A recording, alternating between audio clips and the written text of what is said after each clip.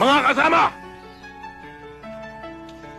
Habang ang masasalabing Kristiyano at kalahi nating politiko ang siya nag-aari ng ating kabayanan, ang ipinaglalaban nating layunin, kailanman ay hindi magtatagumpay. Tulad ng kaaway nating militar, sila man ay dapat din puksain. Wala silang karapatang mamuhay at makinabang sa lupaing likas para sa atin. Ang ganyang damdamin ay hindi makakatulong sa simulaing ating ipinaglalaban. Gumagamit tayo ng puwersa upang ipagtanggol ang ating mga karapatan bilang malayang pamayanan sa lupang ito. Kailanman ay hindi natin inisip ang manlupig o humadlang sa karapatan ng iba. Ang mga sinasabi mo ay lipas na sa panahon. Mahina at matanda ng katulad mo